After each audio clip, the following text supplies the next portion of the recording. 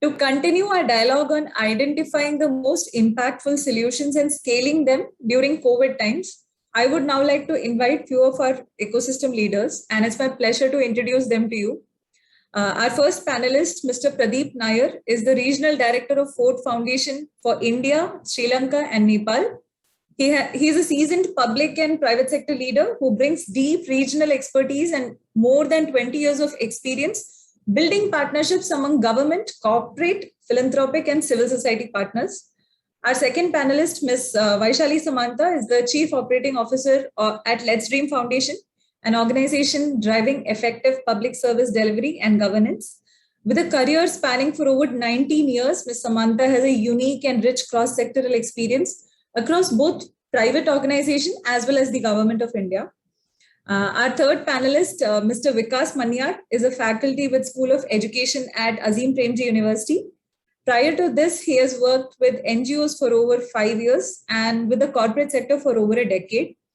Vikas continues to engage with grassroots NGO initiatives in education for the marginalized social groups and with the public school system. I would also like to invite Mr. Sushanth Tharappan to moderate the final panel discussion of this celebration. Mr. Tharappan is the Senior Vice President and Head of the Infosys Leadership Institute, where he looks after succession planning and leadership development. He is an accomplished global HR and leadership development executive with a strong portfolio of successes in leading global change and outcome-driven programs. He has been involved with education initiatives at the grassroots levels since his student days and continues to spend time on the same even today. Sushanth has also been a mentor at Edumentum since 2020. So over to you, Mr. Sushanth.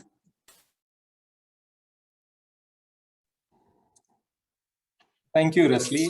And I see Vikas and Vaishali and Pradeep on. So welcome to the panel. It's wonderful to have all of you all. Thank you for making the time and investing the weekend to spend time with our Edumentees. Well, to all of you out there, we've known that the pandemic has thrown up quite a crisis. We've seen the healthcare crisis. We've seen that it's given rise to a livelihood crisis. We've had more than 75 million people in India just through the first wave move into poverty. The middle class has shrunk by 32 million. So it really begs the question, are we seeing an education crisis in the loop? And therefore, it's only fair that we look at it and say, if there is indeed a crisis, how do we tackle it? What are some things that we can do to preempt it? So I'm going to be inviting our panelists to share their perspectives, both individually and also from a perspective of their respective organizations, and also make sure that we tap into their experience and expertise to make sure that we have some advice for all our Edumentees who are attending this today. So with that, let me jump straight in. And as Vikas and I were chatting when we spoke earlier, let's clarify the topic at hand itself. The pandemic has thrown open a new reality for us. And we know that in our country, we've made great strides in terms of education. How do we safeguard our gains? Is there a crisis looming? What can we do about it? And this is going to be my common question to all three of you. So let me invite Pradeep first to share his thoughts, and then Vaishali, and then Vikas. Pradeep, over to you. Thank you, Sushanth, and hello to everyone. And thank you for giving me the opportunity to be part of this panel discussion.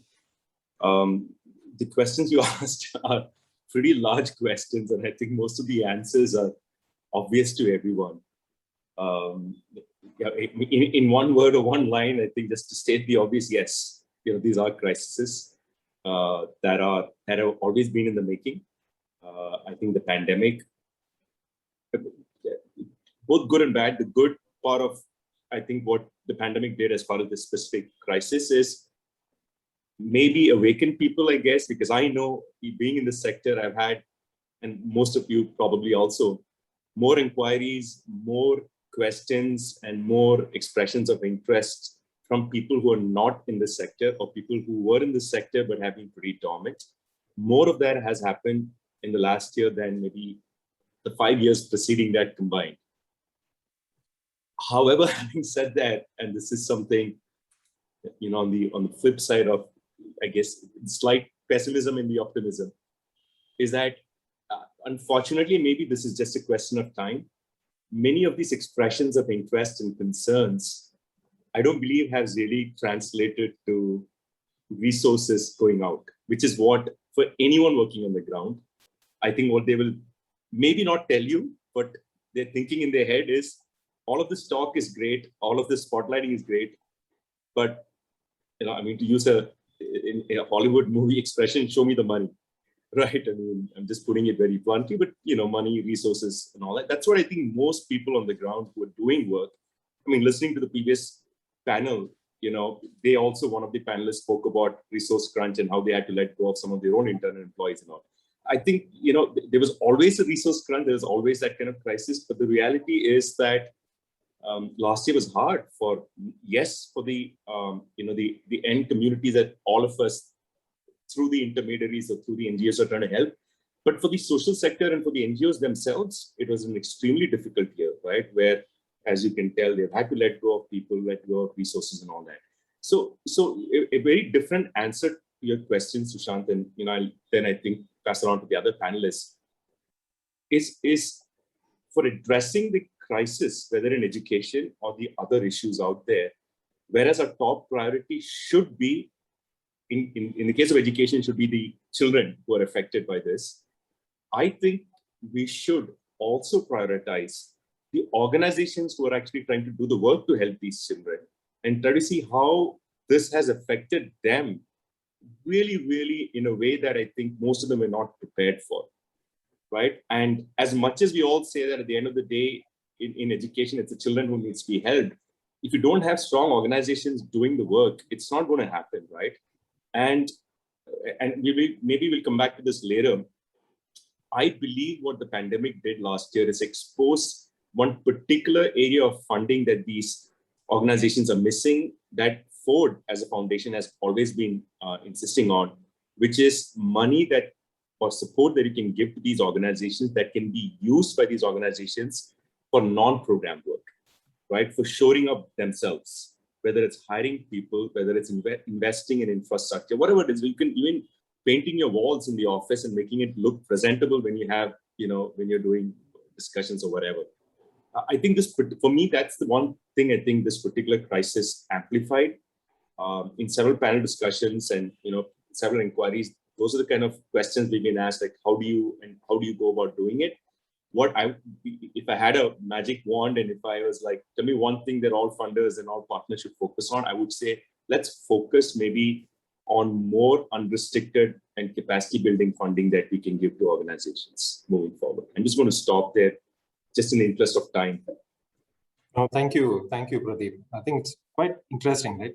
While it has, helped in terms of spotlighting the issue, what you're saying is that there isn't enough that will translate into being affirmative and sustained action and intent, and that worries you. And the other is that it's laying bare the challenge that we don't have enough funding being available for capacity building and unrestricted part, not for the kids, but for the organizations themselves. Yeah, and I'm sorry, I'm just going to say one quick thing, and very politically incorrect, especially given all the amazing organizations we have here and maybe listening in. I think it's all great that all of us know this. I'm not saying anything that's new or surprising and all, but it's sad that it's only talk, right? There is still very few organizations who are willing to do that. And that just completely confounds me. Like, why? What is so difficult? And I tell that from not a place of arrogance or whatever, but because we do it. So we have proof that you can do it. We'll be doing it forever.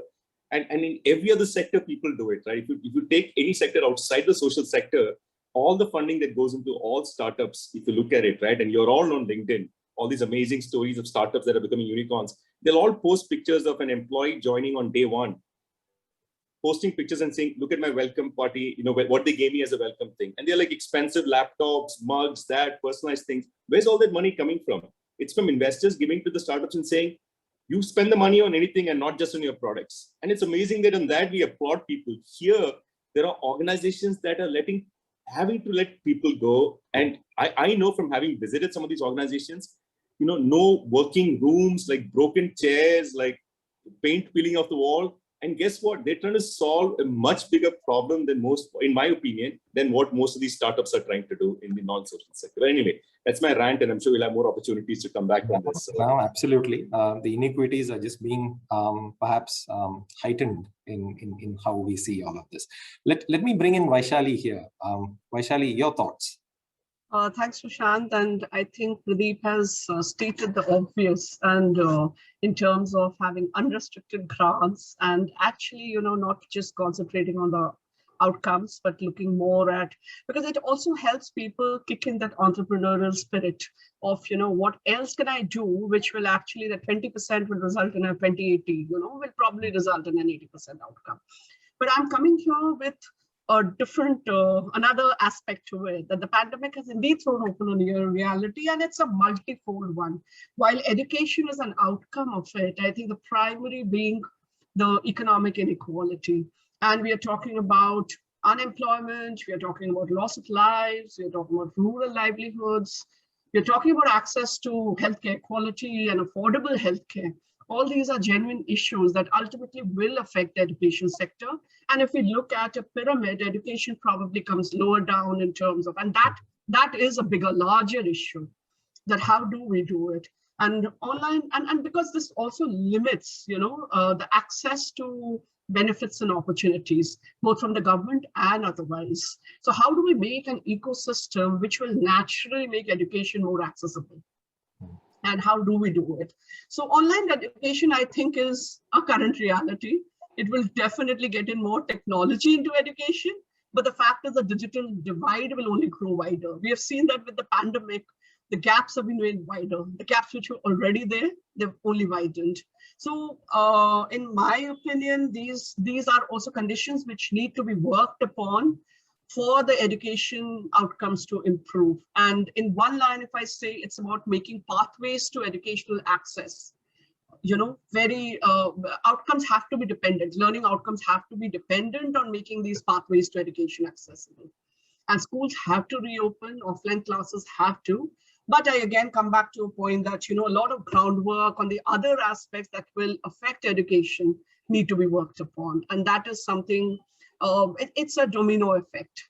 And maybe later, it's about the girl child, the worst affected. Oh. How do we look at that? It's about loss of family members, loss of earning members.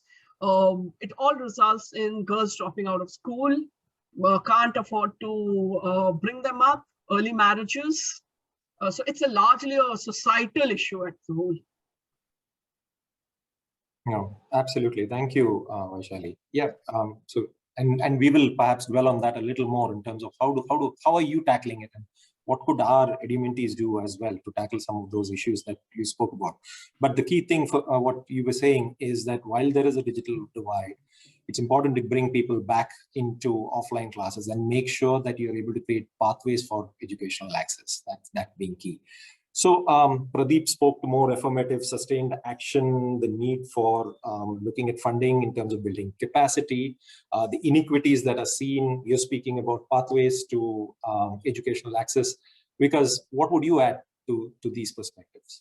So I just wear a hat of a education teacher, and I'm just going to throw an analysis of things at you. So if we look at, this is a famous trifecta that J.P. Naik had identified early 70s, 60s, 70s, is that we have to look at access, equity, and quality, right? That's the trifecta that educators are working with.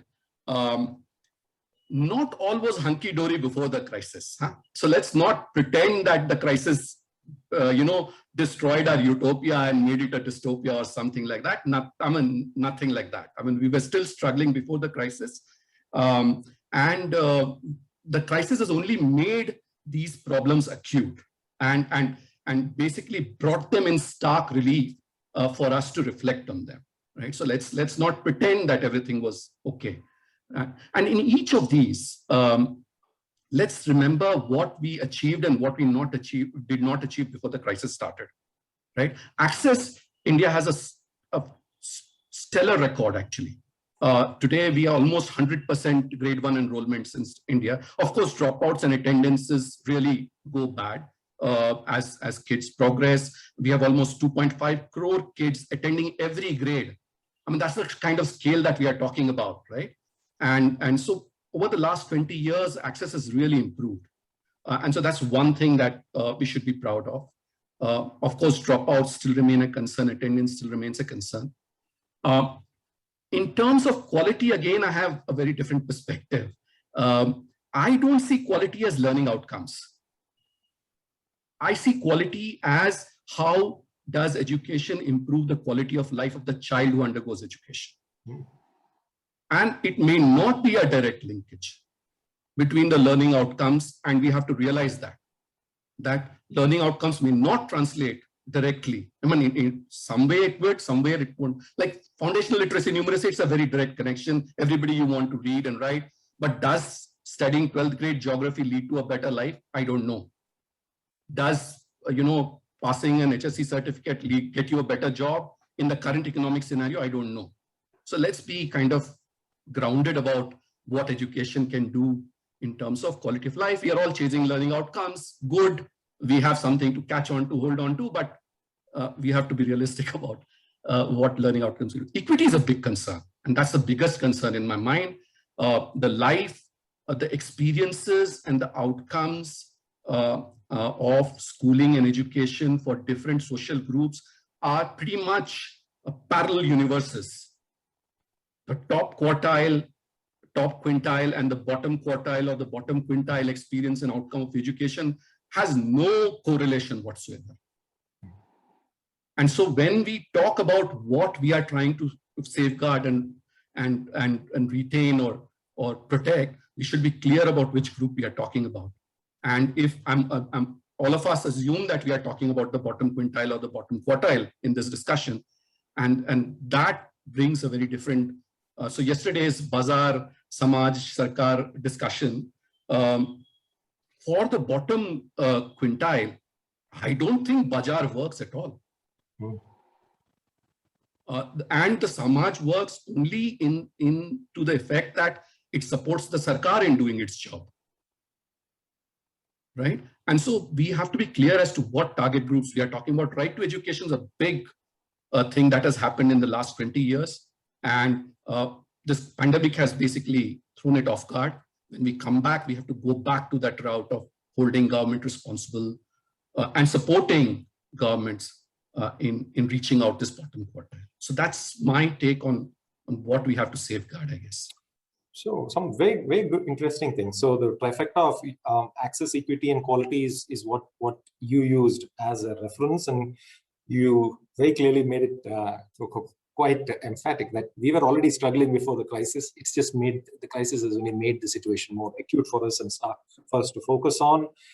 Access has improved, but in quality, you believe that it's not on learning outcomes, but rather look at how the quality of life improves for the child. And while there might not be a straight correlation, that would be a better metric to focus on. And in terms of equity, it is a big concern, but your question really, or your input is, what are we doing for the bottom quartile or quintile? And out there, the industry is really not there, a focus, and that they may not get help. We need to continue to make sure that we're supporting the government in terms of right to education. Great. So these are some perspectives around what is the crisis. It's definitely an emphatic yes that there is a crisis. You all are leaders of organizations and you lead your teams. You're also interacting with multiple stakeholders. And I'm sure that some of these places you've seen practices or methodologies that seem to be moving the needle, albeit slowly, but at least in a positive direction. If I could ask you to share some of those, one as challenges, if they are very different sets of challenges that your stakeholders are coming to you for, and if there are practices that you're seeing work that our edumentees could take heart from, what would some of those be? Pradeep? Thanks. And these are partners that we work with, right, where I've seen these. So I think one thing that we've seen, at least in the organizations that, and we work with lots and lots of them, that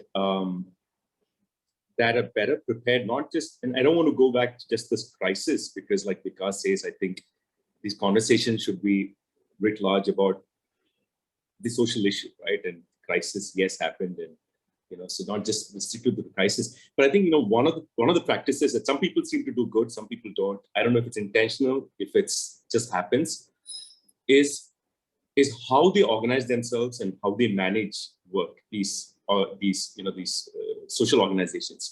Some of them seem to have figured out that one of the so it's governance and management practice, right? And one particular issue within this that we've seen sometimes explodes much later is succession planning for organizations that have been great and they've been started either by founders. Please excuse me, someone's at the door. This is what the issue with Zoom calls, I guess. Someone's at the door. I got to go get it, please. Yeah. No worries. Yeah. So maybe while Pradeep is coming back, Vaishali or Vikas, if you'd like to weigh in on your thoughts from what you're seeing from your stakeholders as practices.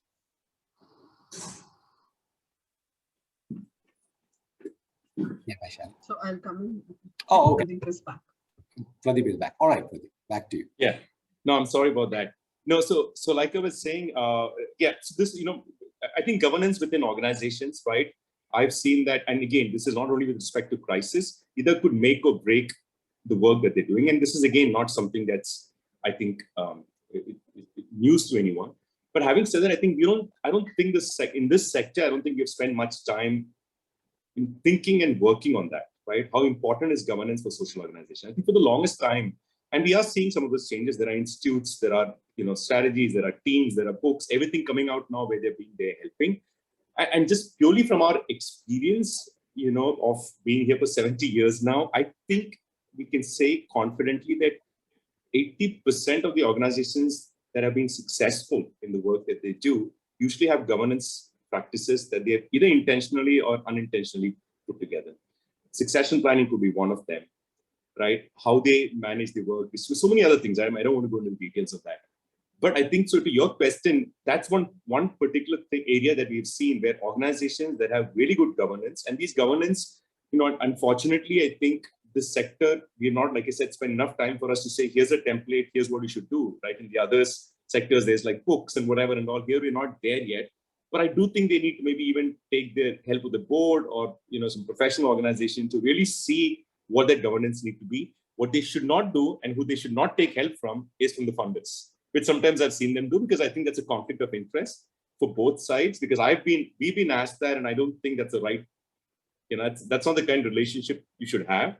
But organizations do need to, spend more time and effort in governance. It might not always cost money to do that, right? And I don't think these are expensive things to do, but I think it is very important for an organization to figure this out. Doesn't matter if you're 50 people, if you're 5 people, doesn't matter if you're working only in one geography, 45 geographies, doesn't matter if it's family owned, family started, you know what I'm saying, right? I mean, yeah. I think all of them need to do that. And it's very stark, the difference, at least for us sitting on the outside, maybe those on the inside don't see it. The difference is so obvious in organizations that have this in place and don't have it in place. Like one of the issues I pointed out is the succession planning. The other one could be no clear roles and responsibilities defined for the individuals. Like everyone's doing everything. It's all nice at some point, but it just doesn't work. We all know that, right? And again, I don't think the answer to every question when someone asks why don't you do it is, oh, we don't have resources, we don't have money to pay. It's not, all of this don't. It just requires discipline at times. I'm not dismissing the fact that you don't need resources, but I'm just saying let's not all blame it on all of that. Absolutely. So while there can be a lot of personal passion in how you're driving this, make sure you're running it professionally, such that somebody... Exactly. I mean, professionally, I don't know, sometimes that word is very loaded when you use that word, and that's why I'm going to stay away from that, because I don't know what that means. But, I think all of us understand what, I think the point that I'm trying to make is it's about the governance, right? In this ESG, I think that everyone is always talking about, people understand the E and the S and everything. So I think it's the G part that I'm talking about, right? Absolutely. Is that organizations just need to be better governed, including even the involvement of board. One area that everyone seems to be very scared of touching is just boards. And I know there are some amazing individuals now work in the country who are actually trying to ask some of the difficult questions of who do you get on the board? Secondly, what kind of questions and demands you should ask of the board? Very difficult questions in India, where it's all about the person and the individual, as you know, right? I mean, we're still a society in a country where who you are is a very important thing. And as you can imagine, in several of these organizations, these are wonderful individuals who are really great. But I think if you want to move this sector forward, we need to start asking some of these difficult questions. Absolutely. So governance is what Pradeep says. Vaishali, what are some of the practices that you have found your stakeholders or partners or your own foundation adapt? I think one of the things that going forward, of course, governance and an outcome of that, I think, would be in terms of being more. While the pandemic has, Pradeep rightly mentioned that the pandemic has not really thrown up challenges which were not there, but the challenges have become more intense and more deep-seated. And the major challenge at this point is there's no new normal. It is rapidly evolving every day. So from our partners, I think what we have been trying to tell them is the approach. Can we have a more adaptive approach to the problem? Can we really look at how do you address the same problem in a different way with the emerging realities? And we are aware of the situation. We are considerate of the situation. However, for partners, and I'll give you an example. We were talking about RTE. I mean, Vikas was talking about RTE, and we are supporting organizations towards RTE. And one of our partners came out during COVID and said, along with the state government, is that how do we move beyond RTE and move into apprenticeship? Can we really look at giving them a livelihood? Can we really make up for the loss of income, loss of the economic inequality, the absolute marginalized who are going through it? How do we really? And that is how emerged a new program where it's with the apprenticeship program. So in terms of looking at it, I think the best practice is to work with the government. If we can really fundamentally make those systemic changes and look at it. In UP, we're getting in the dual system of training. How do we move beyond just the ITIs and get the DST? Work at the highest level, work along with, make the CM interested, the CMO interested, look at those changes, institutionalize those systems. How do we really institutionalize those systems? And once we institutionalize, even if the partner, then the approach just stays there. There might be a dip, but there won't be an absence of that after the partner leaves. So I think in working with it is giving flexibility to the partners to adapt to those changes, not really have a very definite course to achieving the outcomes, but look at how to achieve it. And second is definitely try to institutionalize systems, work with the government and government only, because that's the only way to ensure sustainability. Great. So take a more adaptive approach. Don't be definitive, be flexible, let it evolve. And work with the government, institutionalize systems such that it becomes a lot more sustained. And you also mentioned the importance of skilling, right? And then there is, and Vikas mentioned it when he spoke last about maybe the focus needs to shift to more about skills rather than just qualifications or degrees, so that we are able to really help people learn to earn.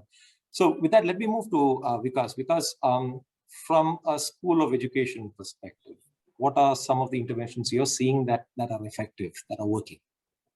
So my perspective is not school of education. My perspective is working with folks like edumentees, right? And that's the perspective that I'm going to talk to.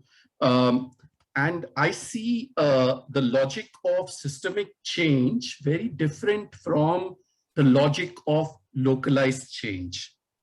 And both in my mind have very important roles to play. The very,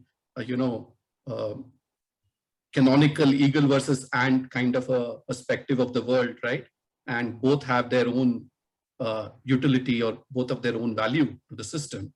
And so systemic change has its own logic, but the kind of things that I see where these young organizations, young entrepreneurs are working in a very, very innovative mode to solve very localized problems, has its own value in my mind. And I'm a big systems guy, and and as I said, ultimately I believe that the Sarkar has to change and be supported. But this network of entrepreneurs has a very, very catalytic role in shaping the discourse of that direction of the change, right? These are folks who solve very specific local problems in very, very innovative ways, and then they set up models which then can be tried out by others. And they're doing two things. They're doing innovation, and they are solving an unmet need which neither Sarkar Samaj, whoever is solving, right? These are serving underserved or unserved communities. Their problems are very different. And their problems are the very passionate people, they know what they're doing, but heavily resource strapped.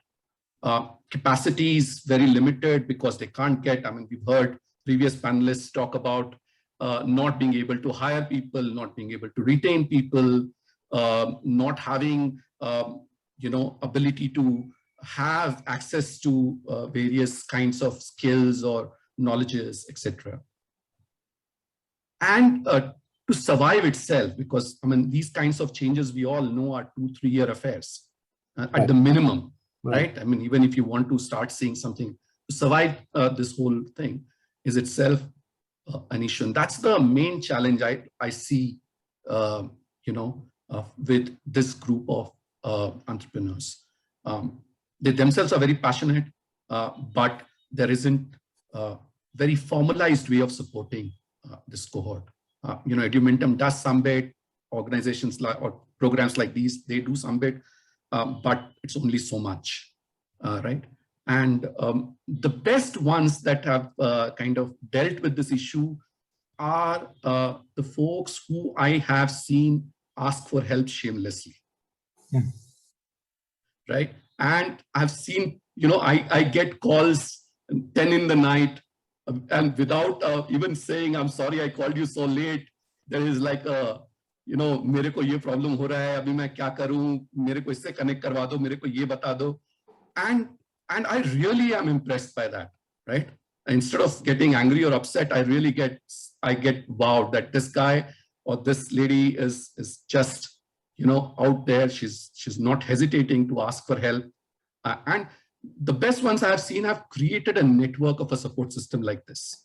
They'll call me, they will have 7 other people to call to for different things. And that's how they kind of survive these initial 2 or 3 years. And I think that's one thing I think really stands out to me in terms of how they manage their infancy, as it were. No, good, very good insight. So network of a support system, and just don't worry about reaching out and asking for help. Just go out there and ask for help.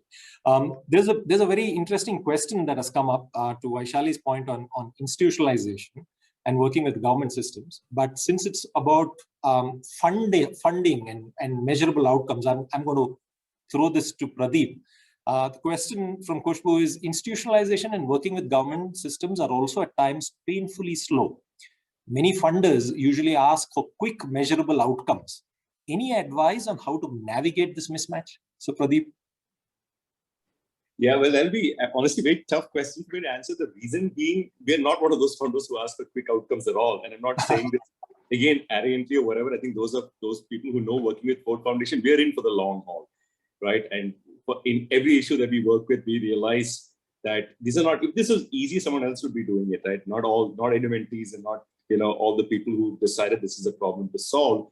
If it was easy, you would go work for Cisco or Google. That's my opinion, right? What they do is easy. This is not easy work. And because it's not easy work, I think it's very unfair. I agree that when people support you, you cannot use the same metrics that you use, right, in other sectors to say, how many products did you sell and, show me this. It's not. I mean, we all know these are humans we are talking about, first of all. Secondly, the causalities are so many for these that it's an amazing, very complex, for those of us who have analytical backgrounds, right? And when, foolishly, sometimes you think that you can just break this down and, quantify it as, if you do this and that, then you realize, oh my God, this is like, it just goes on and on when you do this root cause analysis and all that. So that is what the reality is. And we all know working in that sector. And if you don't, then I think you should spend some time understanding it as a partner, as a funder, that, this is what it is. It's not that easy. So if that's what it is, I think it's very foolish on everyone's part to assume that you will have, that you'll have results immediately. Having said that, I think it is not a bad idea, as everyone knows, to have milestones, right? Something that motivates you and your own team, because I think if you're an organization that's working on a certain cause, you need to make sure that you may have the motivation, but not maybe all of your colleagues, right? So as a leader, when you're running these organizations, and we all know that, right, you need to have those markers and milestones. And I would say this is more important, not for the funders, right? Not, so I'm kind of flipping your question and saying it's not to keep, let's say, we're a funder, us happy, but it's to motivate your own team and organization that, listen, we have done this and we have got here and we will get to this next place and all that. I think so your milestones and markers should be driven by your knowledge and what you think it's important for your team, and less by, I would hate it if they came to us and said, tell us, what we should. I don't know, if we knew, again, we wouldn't be supporting this particular organization, right? And I say this, we as a fund, just talking on behalf of several funders, we shouldn't be, because, funders have a very clear role, very crudely put, our role is to write a check and get out of the way, right? I mean, that's what it is, right? Yes, you feel flattered when people come and ask you for advice and all that, and you give your time. But these organizations are light years ahead as far as knowing, or at least trying to know, how to fix the problem. So why would you interfere and, whether it's giving gyan or whatever, and honestly, we all know one of the reasons most of them listen to your gyan is because you're giving them the money. So like it serves, like Vikas said about the shameless, I think you should take this shameless thing across the board and just be very honest about it. If we all are adults, we all know the truth. It feels like we're playing this game of, oh, they're listening to me and whatever, and it's not. Let's just be very honest and say we are all in it for the same thing. We all want similar long-term outcomes, like Vikas is saying, whether it's for the students, not just the quality of education maybe, but beyond that, are these students turning out to be wonderful citizens, global citizens and whatever. We all know that. So let's just say that eventually, like slowly we'll get there, and maybe we have markers, but the markers should be defined by the organizations on the ground. And hopefully, if at all they're consulting anyone, the only people they should be consulting are these communities that they're working with, the teachers and the students. Consult to them. So educate the funders, and hopefully they just write the check and get out of the way. If they don't, use milestones and markers as progress indicators and move them. I'm saying milestones and markers should be done not for the funders. You should do that irrespective. I think, right? I mean, I'm not running these organizations on the ground. I think it's a good motivation for your team when you have those milestones and markers and saying, this is what we should try to get and all that. And it's more for your team and less for the funders. But if you had to share something with funders, share that. And that should be driven by an internal exercise, not by asking the funders, what is it that you want to see, but by asking the communities that they're working with, that what is it that we can achieve and all that. Don't be too, I guess, fixated with those metrics having to be this and whatever and all. Your best shot is good enough. And then maybe share that with the funders. And I would tell the funders, just get out of the way, right? Get out of the way. I know that the funders themselves might say, we have a board, but see, this is like it's like a chain of educating people all the way to the top to kind of say, and if you have these difficult conversations and have them out of the way, I think the earlier you have this conversation out of the way, these are long-term relationships that you're building with your partners, right? It's better. So you don't keep revisiting it, all the time. Great. Vaishali, I want to take you back to what you mentioned initially, right? The digital divide, the online access to education, but we know that the government will not be able to really scale this. And you spoke about the domino effect and the impact, especially on girl children. Could I ask you to speak more to that? What's the domino effect that you're seeing, and what's it that you're worried about, and what can be done about it? Sure. One thing before that I would add to Pradeep's point, because we also believe in unrestricted funding.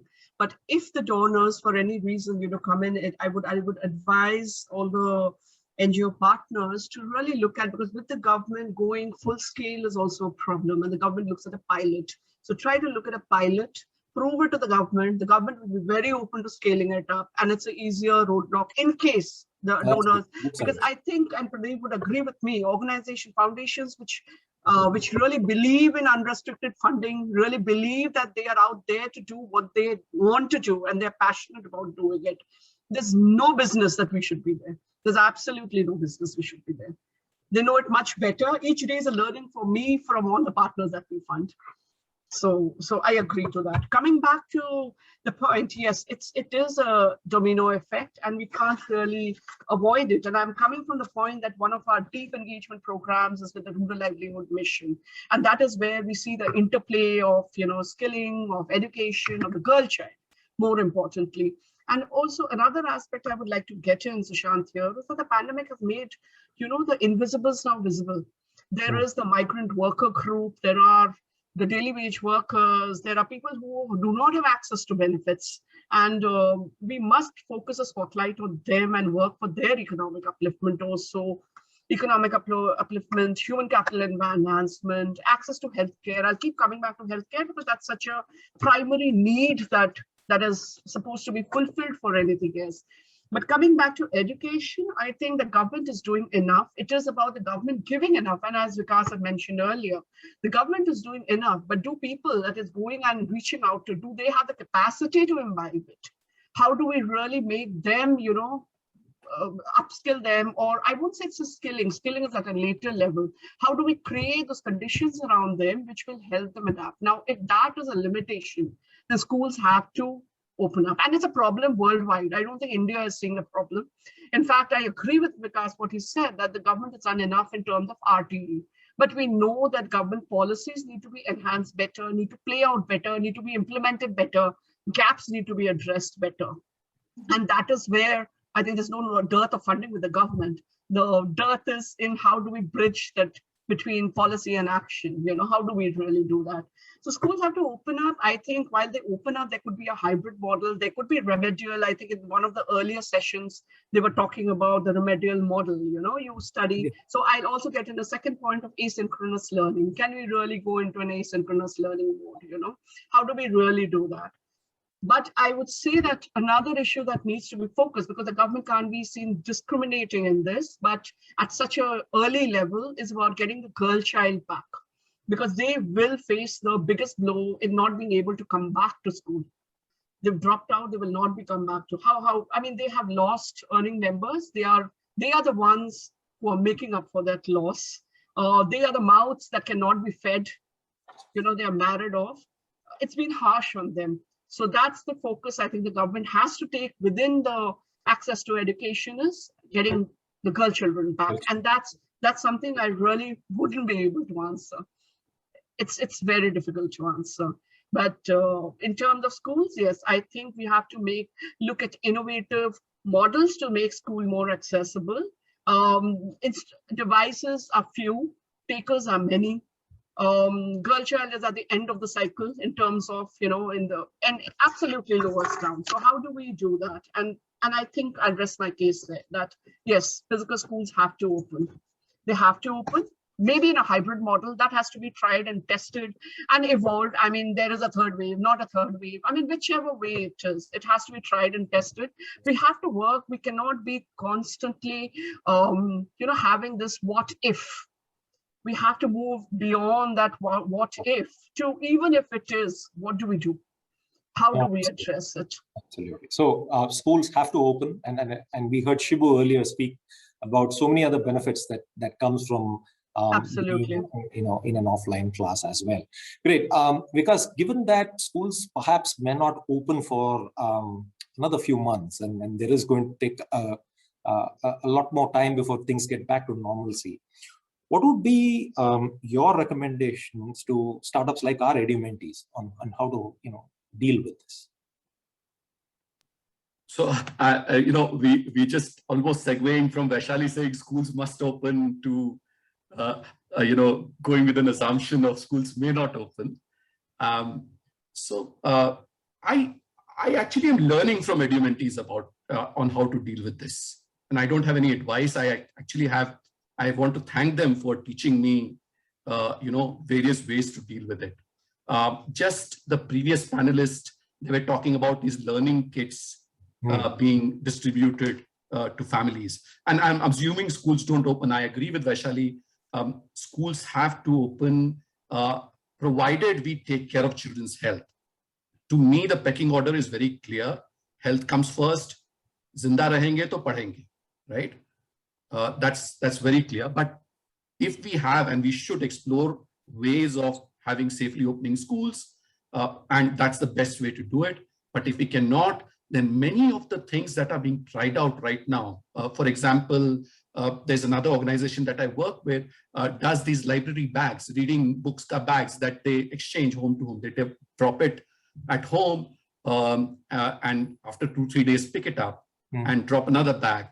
There are people who are trying worksheets to be dropped at kids, and then they are scanned and handed over to teachers for correction and feedback. So there are multiple models being tried already, which are not technology. I am a big fan of Neil Selwyn, who is an edtech guru of sorts, who talks about not chasing the state of the art, but going after the state of the actual. And the state of the actual in our situation is these learning kits, these offline worksheets, which are what work. And I would just say thank you, Purdue mentees and others like you who are showing us the way to deal with this. And hopefully we learn from them rather than telling them what to do. Yeah. Learning from others and picking up the practices, and some of which Vikas mentioned.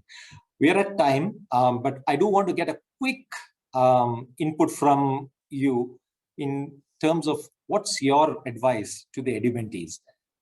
The pandemic is there, school should reopen, otherwise we could be perpetrating a number of social evils. Vaishali spoke to it. You've spoken to some of the challenges, and Pradeep has also told them that look at governance, and that's important for us to do.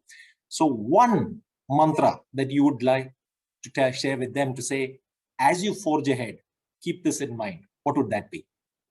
Vikas, if I can ask you to go first. I don't have one, I have three actually. Okay. Stay your course. You're passionate. You've come here with a purpose. Stay your course. It takes time. Somebody told me that his neighborhood Banya told him that दुकान अगर 1000 दिन चल गई तो दुकान टिक जाएगी. तो 1000 दिन अपनी दुकान को चलाइए. That is my first one. Second, be flexible about the paths you take. Pradeep has talked about talking to communities, listening to others, learning from others. And third is ask for help shamelessly. That's my third one. Yeah. Stay your course, be flexible about the paths you take, and ask for help shamelessly. Fantastic. Vaishali. I think Vikas has already taken it in terms of absolutely be very open about the paths you take. Those paths have to be, course correction has to be. There is no one path. So it is about experimenting. You have to experiment and experiment. And I'm talking about coming from an experience of our partners having worked with the government. That's a very challenging path. It's a very pessimistic way that the government looks at it. They are not, I don't think they would be very thankful for you coming and helping them. But the moment an experiment succeeds, they are with you. So the point is, till that time, learn, be there. Just with your grit and determination, be there.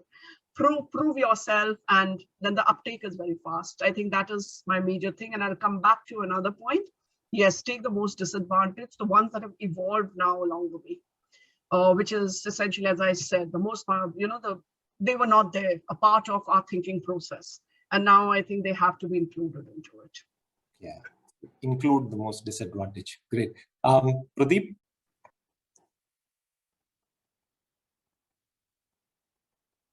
Sorry, there's too many buttons to mute and unmute.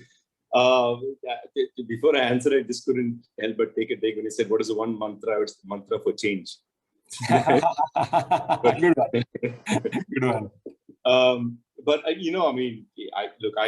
there's a few things. I think one is always difficult. I strongly believe, and this is from personal experience, is that first thing is take care of yourselves. Right? Absolutely take care of yourselves, your organization. When I say take care of yourselves, I really mean take care of yourselves. Take time out, because my concern is, and there is a thing as burnout. I fail to, I refuse to accept that if you're doing what you're really passionate about, you can keep, no, it's impossible. We all need to recharge. We all need to take time. And for me, my concern is with edu mentees or with any of the others, like you cannot go on full throttle. Right, you're not maybe realizing it, but your effectiveness is, getting, you do a much better job when you get recharged, right? And My thing is that you have to, the world will not fall apart if you take a break for a few days and for a week or so, whatever. Everyone needs to. And, you know, it's funny, but even superheroes, like I believe that the reason Wonder Woman and Superman and all had their human avatars is the human avatars gave them, I mean, you know, the Clark Kent and all that, it gave them a time to actually recharge and actually not do all that stuff. So if they could do it, I think we all need to recharge. That's one.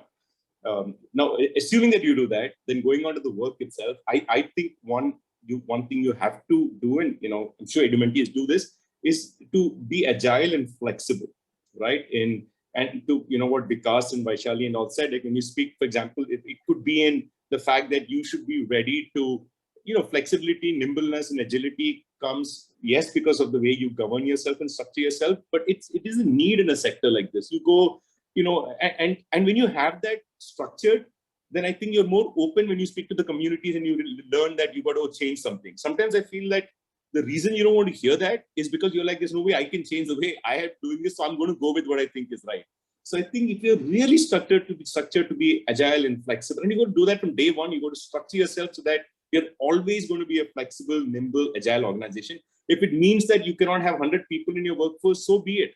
You know, don't have 100 people. Maybe there's more innovative ways of getting 100 people. Maybe contract is concerned. Because I have seen that is something, for example, I regret in several organizations that I've been a part of, that we don't have that flexibility and nimbleness. And so what happens is, you know, it's either my way or, you know, it's that approach. And I feel in sectors like these, people who can continuously innovate, literally change like on a daily basis, if you can, if the need is, I think it's an amazing, it'll really help you. And I think that's something that I would say, you know, an advice to, not an advice, I think, but just a suggestion to everyone. Absolutely. That if they can So, do that. Yeah. So the mantra for change would really be take care of yourselves, be agile and flexible. I'm going to end this with a favorite quote of mine from actually Harry Potter. Dumbledore tells Harry Potter, remember, Harry, it's not your skills and abilities that will finally define you. It's the choices that you make. And to all of us out there and to the edumentees, Pradeep, Vaishali, and Vikas have shared very candidly, their experiences, their thoughts. There's a lot of advice that they've given you. Make your choices and may you make them very well. Thank you very much, Pradeep, Vaishali, and Vikas, and thank you, Edumentum, for hosting us. Over to you, Wesley. Thank you. Bye.